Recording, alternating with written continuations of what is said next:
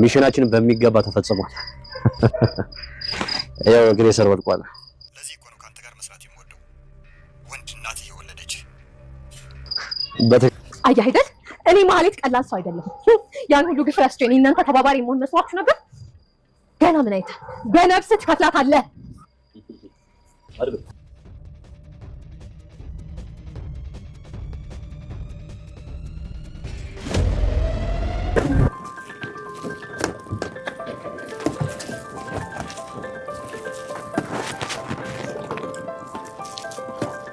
አረቀስ ብላችሁ ብሉ ጸዴ።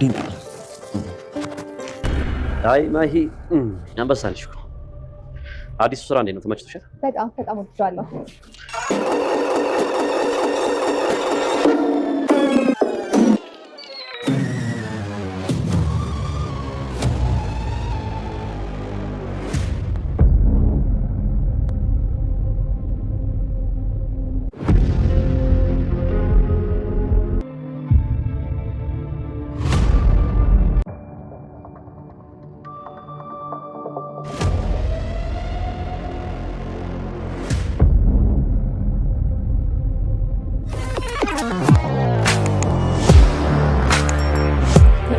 ያስቀመጠው ደብዳቤ የተገኘ። መድብልና ሞገስም ከባድ ችግር ውስጥ ገቡ። ማህሌት ለዝና አሳልፋ ሰጠቻቸው። ዝናም እንግዲህ ለአቶ ካሊብ ሲደውልለት አቶ ካሊብ መድብልን እስከ መጨረሻው ሸኘው ብሎት ነበር። ነገር ግን አልተሳካለትም።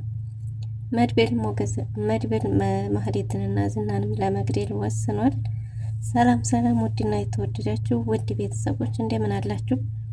በያላችሁበት የዓለም ዳርቻ ሰላማችሁ በዝት ይበልን እያልን ዛሬም በአዲስ መተናል። እናንተም በቅንነት ላይክ፣ ሸር፣ ሰብስክራይብ ማድረጋችሁን አትርሱ።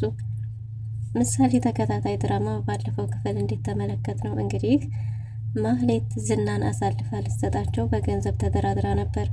እንዲያውም ለቅድሚያ ክፍያ ቀብድ የሚሆን 100 ሺህ ብር ካላስተላለፋችሁልኝ ዝናን አሳልፌ ያልሰጣችሁም ይባስ ብላ ቤትም ጠይቃ ነበር። ቤት ግን በጭራሽ ወደድሽም ጠላሽም በግድ ትተባበሪያለሽ እንጂ ቤት የሚባል ነገር አላዞርልሽም ብሏት ነበርና መድብል። እናም እንግዲህ በገንዘብ ተደራድራ ነበር። ቅድሚያ ክፍያ ከተከፈለች በኋላ ዝናን ተማምና ዝናን ማንም ሰው የሚደፍረው ስላልመሰላት እንግዲህ ለዝና ቀደም ብላ ጌታው መድብል አግቷት እንደነበረና ሁሉንም ነገር ለዝና ነግራው ነበር። የተላከችውም እሱን አስክራ ለነሱ አሳልፋ ልትሰጥ እንደሆነ እውነቱን ነግራው ስለነበር እንግዲህ ማሂ ታበላለች ማለት ነው። ምርጥ ስም አውጥቶላታል። ምክንያቱም የልብ ሰው ነሽ፣ ከዚህ በኋላ አንቺ ታማኝ ሰው ነሽ ብሎ ከበድ ላለ የስራ እድልም ታጭታለች ማለት ነው። ቃል የገባላትን ሁሉም እንደሚፈጽምላት እንግዲህ ነግሯታል። ማህሌትንም በደስታ አንበሻብሻታል ማለት ነው። በዚሁ ከቀጠልሽ የልቤ ሰው ትሆኛለሽ ብሎ አንግሷት ነበር። እናም እንዴት ተለመደው ዘና ፈታ ሊሉ የተለመደው ሆቴል ውስጥ መልሰው ሄደዋል። እና መድብል በሷ መከዳቱ የበለጠ እጅግ በጣም አሞታል ማለት ነው። ዱላው እንዳለ ሆኖ እንግዲህ ማህሌት ደግሞ መቼም ወድቀህልኛል ከዚህ በኋላ እንትናት ማለት ከዚህ በኋላ ሰው አይሆንም ወይም አይነሳም ብላ ስላሰበች ሁሉንም ነገር ለዝና እንደነገረችውና እሷ ማህሌት እንደሆነች እየፎከረች ነበር። በሰዓቱ ዝናም እንግዲህ የሰከረ መስሎ እየተወላገደ መጥቶ ነበር።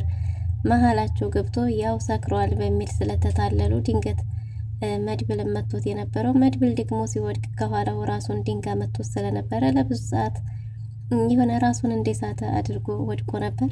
በዛን ሰዓት እንግዲህ ሞገስ ዝና መጋፈጥ አይችልምና ሩጦ አመልጦ ነበር ማለት ነው። እና ሩጦ ባመለጠበት ጊዜ እንግዲህ ዝናም ሞገስን ወንድ ብለህ ማስከተልህ እያለ እየፎከረ ነበር። እኔ ዝና ነኝ እያለ እየፎከረ ሳለ እንግዲህ ለአቶ ካሊብም ደውሎለት ለካሊብ ሙርሴሳም ደውሎ እጁ ላይ እንደወደቀና ራሱን ስቶ እንደወደቀ ሰዎች እንዲላኩለት የነሱ ሰዎች ይዘው ለካሊብ ሙርሴሳ ያለበት ድረስ ይዘውለት እንዲሄዱ ካልሆነም ደግሞ እስከ መጨረሻው እንዲሸኝ ብሎ ነበር ያዘዘው። እናም እንግዲህ ሰዎቹ ከመምጣታቸው በፊት ጀግናው መድብል ተነስቶ ራሱን ዝናን አፈርድሜ አብልቶታል ማለት ነው። እና በዛን ሰዓት እንግዲህ ሞገስ አንድ ቁም ነገር የሰራው ምንድን ነው?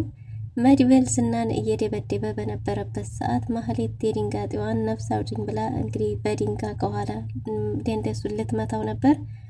ግን ሞገስ እየሮጠ መጥቶ እሱን ጠብቆታል ማለት ነው። ቢያንስ በዚህ ተከላክሎለታል። እና መድብልም ማህሌትን እያሯሯጠ ሞገስ በሄደበት ጊዜ የት ነው ደግሞ ይሄ እያለ ሲፈልገው ነበር። እናም በሰዓቱ ተገናኝተዋል። በተፈጠረው ነገር እጅግ በጣም ተናዶ ነበር መድብል ማለት ነው።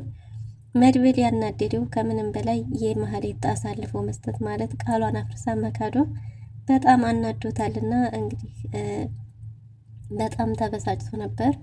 ሞገስም ሊያረጋጋው ቢሞክርም በጣም ነበር የተናደደው። እንዴት እመታለሁ የሚል እልህ ተይዞት ነበርና ሞገስን ወደ ቤቱ ከላከው በኋላ እሱም አሁን ሮጠን ማምለጥ ነው ያለብን። ሞገስ ግን በዚሁ ሰዓት እንያዘው እንደወደቀ ቢልም ግን ደግሞ ለሰዎቹ እንደደወለና ሰዎቹ ከመምጣታቸው በፊት ማምለጥ እንዳለባቸው ነበር መድብል የተናገረው። እውነትም መድብል ካፉ ሳይወጣ ነበር ሰዎቹ ተከታትለው ደርሰውባቸው የነበረው። እንግዲህ የሮጠው ነፍስ አውጭኝ ብለው ራሳቸውን አትርፈዋል ማለት ነው። እናም መድብልና ሞገስም በእንደዚህ መልክ አብልጠዋል። ሞገስም ወደ ቤቱ መድብልም እቤት ከመጣ በኋላ በጣም እየተበሳጨ ነበር የነበረውና እንግዲህ ለማህሌት በተደጋጋሚ እየደወለ ነበር። ማህሌትም ዝናን ትታ እየሮጠች ቤት ገብታለች። ቤት ከገባች በኋላም እጅግ በጣም የፍርሃትና የመጨናነቅ ስሜት ይታይባት ስለነበር ምን እንዴት ተፈጠረ ኤፍራታ ብትጠይቃትም አሁን አትጠይቂኝ እባክሽ እያለች ነበር። በሩን አጥብቃ ቆልፋለች። ፈርታ እየተንቀጠቀጠች ነበር። ምንድነው ስትላት ከሞት ነው የተረፉት ገሎን ነበር መድብል እያለች ነግራታለች። ዝናንም እንደደበደቡት እሷም ከሞት እንደተረፈች ነግራት ነበር። እና ምንድነው የተፈጠረውን በስተክክል አስረጅኝ ብትላትም ያው ይሄን ከማለት ውጭ ሌላ ሚስጥር አልነገረቻትም ነበረ። እና መድብልም ቤት ውስጥ ከገባ በኋላ በተደጋጋሚ እየደወለላት ነበር። ላለማንሳትም ብትሞክር አላስቻላትም እና በስተመጨረሻ የመድብልን ስልክ ስታነሳው መድብልም አንቺ ሰይጣን አሪዎስ እያለ የተቻለውን ሁሉ ከተሳደበ በኋላ አሁን ግን የመጣሽው በሞት ነውና ከዚህ በኋላ እገልሻለሁ፣ ላንቺ ምንም የሚሆን ርህራሄ የለኝም እያላት ነበር። እናም ይሄን ሁሉ ረስታ በማግስቱም ዝና ጋር ተገናኝቶ ዘና ፈታ እያሉ ነው ማለት ነው። ምሳሌ ስጋ አምሮኛል ብላት ቅድስት ደግሞ እጇ ላይ ምንም ነገር ስለሌለ ከቤት እቃ ሲዛ እንግዲህ ለምሳሌን ለማስደሰት ለምሳሌ ስጋ ለመግዛት ወጣ ነበር። ለምሳሌ ስጋ ለመግዛት በወጣችበት ያገኘችው ደላላ ቅድሚያ ብር ሰጥቷት ስጋውን ገዝታ ቤት ውስጥ እቃ ልትሰጠው እንደምትሰጠው ተነጋግረው ስለነበር እንግዲህ ወደ ቤት ይዛው ሄዳለች ማለት ነው። ምሳሌን ብቻዋን ጥላት ስለነበረ የሄደችው እንግዲህ ድንገት ዳጣ ሂዳ ስለነበረ ዳጣ ቤት ውስጥ ብቻዋን እንዴት ጥለሻት ትሄጃለሽ እያለች ነበር። ቅድስትም መድብልን ብጠይቀው እሱስ ከየት ያመጣል ምን አረጋለሁ የሚል አማራጭ ነበር። ደግሞ ስጋ ብላ ጠይቃኝስ እንዴት ይሄንን ትንሹን ነገር እናትሽ ነኝ እያልኩ ማረግ ያቅተኛል በሚል ነበርና እንግዲህ ወደ ስጋ ለመግዛት የሄደችው። ግን ደግሞ አጋጣሚ ሆኖ ይዛው የመጣችው ደላላው ዳጣን ያውቃት ነበር ማለት ነው። ዳጣና ደላላው ይተዋወቁ ስለነበር ምን ልታረግ ነው የመጣኸው እያለ ረተው ሰውዬ እያለ ነበር። ደላላውም ደልሎ ምሳውን በልቶም በነፃ ገንዘቡንም አትርፎ ነበር ሄደው። ግን ደግሞ የደለልኩበትንም እያለ ስለነበር ዳጣ እቃም ሳይሰጥ በቃ እኔ ከአባቴ 700 ብርህን አስልክልሃለሁ፣ የደለልከውን ደግሞ የበላኸው ምሳ በደለልከው ቁጠረው፣ አንድ ጥብስ ብትበላ ስንት ነው 500 ብር አይደል ብላ በሂሳብ አወራርዳ ልከዋለች። ዳጣ ባትኖር ኑሮ ግን ምን ልሰጠው የትኛውን እቃ ልሸጥ እንደምችል ቅድስት መገመት ከባድ ነው። በእርግጥ እንግዲህ ብሩክ ከጠፋም ዋላ ደር ስላለ የተፈጠረው ነገር እንግዲህ ደግሞ ያው የቤቱን የሚያስፈልጋቸውን ነገር ለማሟላት እያቃታቸው ያለ ይመስላል። ምክንያቱም መድብልም በዝና ጉዳይ ተጠምዷልና እሱም የወጣው ከእስር ቤት ስለሆነ ይህንኑ እንግዲህ እሱን ላለማስቸገር ነበር እቃ የሸጠችው። ዳጣም እንዴት ብቻዋን ጥለሻት ትሄጃለሽ ምሳሌን እያለቻትን ተቆጥታታለች። እሷም ያው አማረኝ ስትላት አማረኝ ብላት አምሮቷን የለኝም ብላ ዝም ማለት ስለከበዳት እንደሆነ ነግራታለች ማለት ነው። መድብልም በጭራሽ አርፌ አልቀመጥም፣ ሞገስን ማነው ዝናንና ማህሌትን መግደል አለብኝ ብሎ ወስኖ ከቤት ወጥቷል። ሞገስ ወደ ቤት ሲገባ ፊቱም ጥሩ ስላልነበረ ተረብሾም ስለነበር ምንድነው የተፈጠረው? ምን ሆናችሁ ነው እያለችው ነበር። ከሞት አመልጠው እንደመጡና በተለይ ደግሞ መድብል ሞት እንደተነሳ እየነገራት ነበር። ይህን ሰውዬ እኮ ማቸነፍ ከባድ ነው ብያለሁ። በቃ ሰፈር አገር እንልቀቅ፣ እስከ መቼ ድረስ ተሸማቀን ለቀን እንሂድ እያለችው ነበር ሉላም። እሱም ደግሞ የጓደኛውን የወንድሙን የወደቀበትን ሳያቅ እንዴት አርጌ ነው ለቅቅ የሚሄደው? በጭራሽ እንደዛ ማድረግ አልችልም ብሏል። እንግዲህ ሉላም እስከ መቼ ድረስ እንደዚህ ተሳቀንና ተሸማቀን እንኖራለን? በቃ ሀገሩን ለቀን እንሂድ ነበር እያለች ነበረችው። ሞገስም የወንድሜን ጉዳይ ትቼ እንዴት የራሴን ህይወት እኖራለሁ? እንዴት ይኖርልኛል? ስለዚህ ማነው ብሩክን በዚህ ሁኔታ ያለበትን ሳናቅ ጥለን መሄድ አንችልም ብሏል። እንግዲህ መድብልም አሁን ዝናን ሞገስን ያለበትንም ሳያሳውቀው ራሱ በራሱ መንገድ ማነው ሞገስን መከታተል ጀምሯል ማለት ነው። ዝናን ማለት ነው። ዝናና ማህሌትም የደስታቸውን ቀን እያከበሩ ይገኛሉ። እና መድብል ደግሞ መድብልም ለኤፍራታ ደውሎላት ኤፍራታ የት እንዳሉ እንዲነግረው ጠይቋት ነበር። እሷም አሁንም እህቴ ልታግታት ነው እንዴ ብትለውም ምንም ሊያረጋት ፈልጎ እንዳልሆነ ነገር ግን ደግሞ ስለ ዝና ማወቅ ብቻ ፈልጎ እንደሆነ ነግሯት ነበር። ለማህሌት እሱ ደውሎላት እንደሆነ ሳታሳውቃት ግን ደግሞ ያሉበትን እንዲታጣራ ጠይቆ ነበር። ዝና ስናወራስ እንዳይጠራጠር ያው በቴክስት ነው የጻፍኩላት ያው የተለመደው ቦታ እንዲሆኑ ነግራኛለች ብለው ነበር።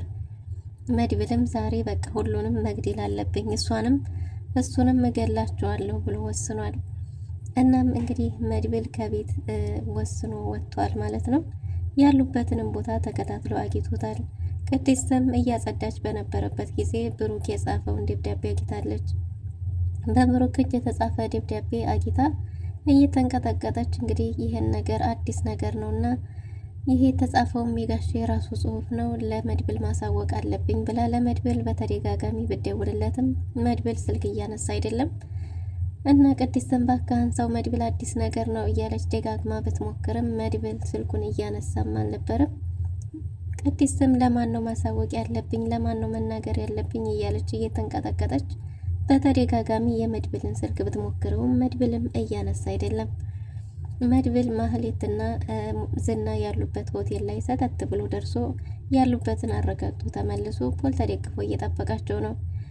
ዝናና ማህሌትም እንግዲህ የድል ቀን ነው ስለታመንሽልኝ አሳልፈሽ ስላልሰጠሽኝ ብለው እንግዲህ በደስታ እየተንበሻበሹና አብረው እየጠጡ እየበሉ ነበረ። ማሂ እየተባለች ነው ዛሬ አንተ ቤት ብናድርስ ብትለውም እንደዛ ማድረግ እንደማይቻልና ግን ደግሞ እራት የተገናኙበትን እራትና ለአዲስ ስራ እንደታጨች የአዲስ ስራ እጩ እንደሆነች ነግሯት ዋናው ጉዳያቸውም የተገናኙበት እሱ እንደሆነና እሱ ቤት ግን መሄድ እንደማችል በይ ስትከበሪ ተከበሪ እንዲሰርብሽ አታድርጊኝ ማሂ እያላት ነበር። እሷም እሺ በቃ እራት እንብላና እሸኝሻለሁ ብሏት እራት ከበሉ በኋላ እየተሳሳቁና ደስ ብሏቸው እየተሸኛኙ ነበር። መድብልም ተከታትሎ እንግዲህ ማህሌትን ሸኝቶ እስከሚመለስ ድረስ መድብልን እየጠበቀው ነበር። ማህሌትን ሸኝቶ ሲመለስ ከፊት ለፊቱ ያገኘው ሰው ዝና የማይታመን ሰው ነበር። እሱ ማን ነው? መድብል ከፊት ለፊቱ ብቻውን ቆሞለት ነበር ማለት ነው። ውድና የተወደዳችሁ እንግዲህ መድብል ዝናን ይይዘዋል ብቻውን ወይስ ይመታዋል? ምን ሊፈጠር ይችል ይሆን? በዛ ላይ መድብል ደግሞ አደራ ብሏል። የምሳሌን ነገር አደራ የሆነ ነገር አርጌ ብቻ ወይ ገድዬ ወይ የሆነ ነገር ገጥሞኝ ወደ ቤት ካልተመለስኩ ምሳሌ ማንም ስለሌላት የምሳሌን ነገር አደራ ብሎ የምሳሌን አማናውን ለሞገስ ሰጥቷል ማለት ነው። ሞገስም እባክህ ያለህበትን አሳውቀኝ ብሎ በተደጋጋሚ ቢጠይቀውም እባክህ አትልፋ፣ እኔ እሱን አልነግርህም አላደርገውም፣ ግን ደግሞ ለቅድስት ማነው ለምሳሌ አደራ ይህም ማድረግ ብፈልግ ኑሮ ገና ከመጀመሪያው ያለሁበትን ነግርህ ነበር። አሁን ምነግርህ ይመስልሃል? ብቻ አንተ ምሳሌን አደራ፣ ሁለቱንም እገላቸዋለሁ እያለ ነው እንግዲህ። እባክህ ውሳኔ ልክ አይደለም እያለ ሞገስ ቢለምነውም በጭራሽ ዝናን ልተው አይገባም ብሎ ወስኗል። ምን ሊፈጠር ይችል ይሆን? አብረን የምንመለከት ይሆናል። ለዛሬ ነበረን ቆይታ ይህን ይመስላል።